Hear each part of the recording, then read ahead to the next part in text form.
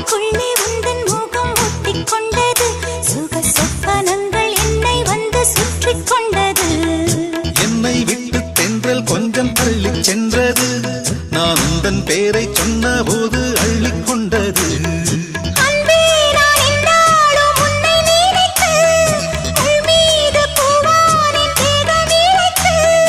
வில்லோடு அம்பாக என்னை இணைத்து சொல்லாத சந்தோஷ யுத்த